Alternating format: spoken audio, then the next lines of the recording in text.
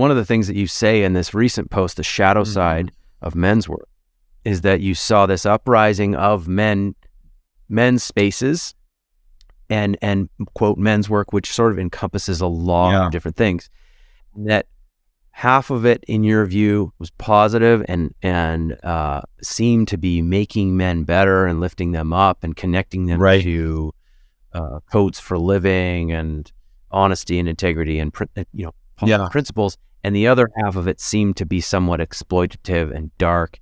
And so I'd love to hear more about that and what you totally saw. So just kind of witnessing it, like, so seeing the Me Too and being really excited, going like, wow, okay, here's a format that women have, and they're posting their stories and they're getting empowered. And then you saw, like, then there's that stream of sort of the public ones, like the Weinsteins and Epstein, and that all of that getting exposed and getting talked about, Crosby, and these different high profile cases that were now being talked about because there was this movement that was happening. So that I was tracking that, and then I was like, great. But then I saw at the same time there was a backlash from the masculine, where I started seeing and how I would know this is my clients. So my male clients would start disclosing, like, you know what? I'm going on Tinder and I'm going to go and exploit women. I'm mad at women because they expose me, or, they shame me on internet, right? Let's say on Facebook, because maybe, he did something like he drugged her, or he did something like that. So they're exposing that, right? And then what happens, the backlash is this guy's going on Tinder and then going and drugging women and raping them, right? Or doing darker things to try and get back. So I kept seeing this sort of, again, extremities, right? Anything, what I've learned in sort of this field, especially whether it's the helping field or the spiritual field, if you're seeing anything in extremes, then that's sort of a red flag to be aware of. So the Me Too was great, but then it got very extreme. Like, people were taking it to the extreme of almost this projection of hatred onto men. Men then backlash, and then they're coming back, creating these different groups that I saw.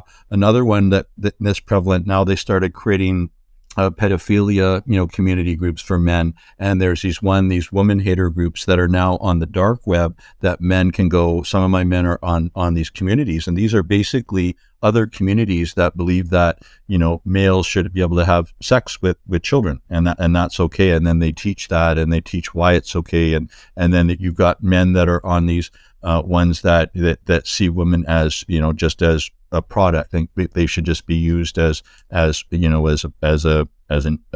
tool, right? Not as they're not seen as human in a way. So that's that backlash that I've seen more prevalent, where men kind of feel they're boxed in. So then they gravitate to these hate groups in a way, rather than, gravitating to the healthy men's work that is out there. Yeah, what I hear and what I'm sort of picturing as you're speaking is that when men feel shame and it isn't witnessed properly, it's not witnessed by, let's say, a healthy community, that turns inside of them and makes them want some kind of soothing, some kind of like sense of control. Yeah. And they go looking for that. Totally. They go looking for people who understand their pain and have found a solution to it. And you end up with the MGTOW community and these other circles that you're talking about, because you feel seen, right? It's like we do all this men's work, and guys are like, some of the reports that we get from our men's weekends is like, wow, I just really feel seen, and it's been a long time since I felt that way. Totally. Yeah. And I think that men, they do want to be seen in that positive way and move towards that.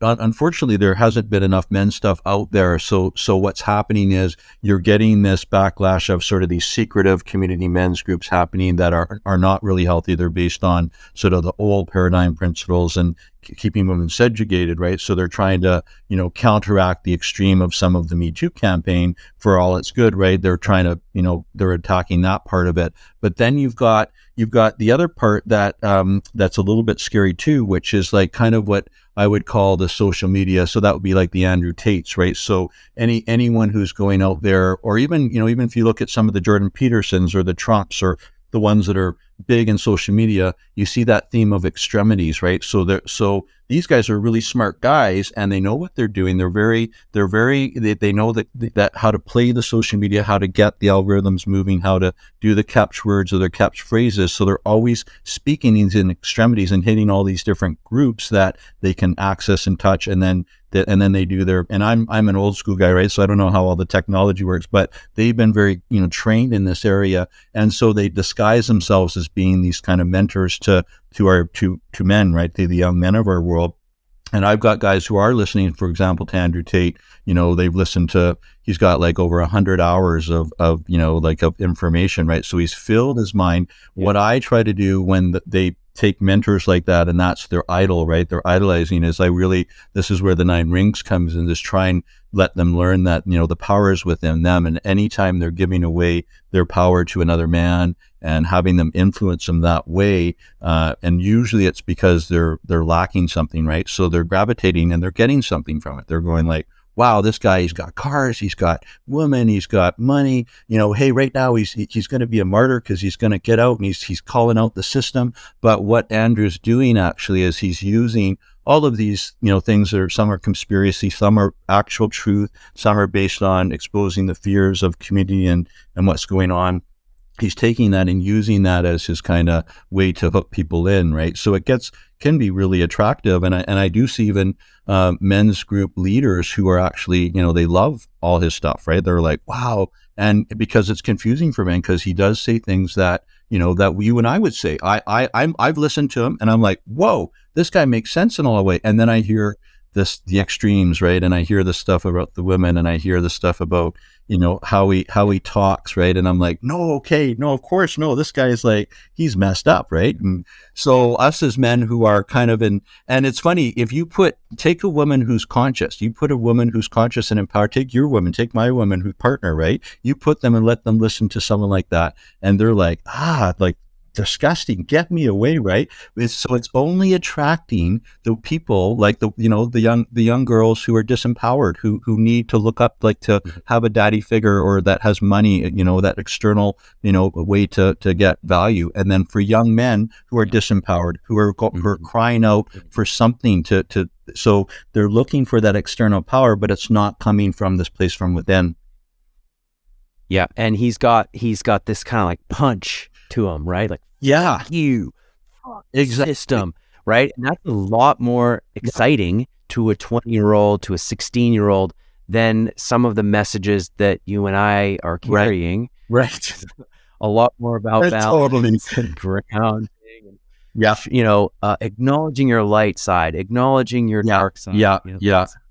Totally. Yeah. And here's the thing too, with, someone who's following, like I have some of my clients who are following Andrew Tate, and, they're the ones who are living in these extremes again, right? Because Andrew Tate feeds on times of extremities, right? So we're in a time, we've got the recession going on. We've got the whole thing with the wars, right? We've got, a lot of upheaval just in terms of jobs and the COVID thing that we've just come out of, right? So there's been a lot of chaos in the world. So fear is up for people just in general. And so guys like that's perfect for Andrew, because then he knows that, hey, I can feed on that energy. And because it's extremity again, deep extremities of fear of chaos, then you can put out extremes of, hey, wow, look at the system, it's all bad, we've got to we got to get out of the matrix, and he can feed on that energy, and that's the way that they do really well. And that's why I think this is why I do speak to it, because in 2022 apparently he was the number one hits than anything out there in the planet,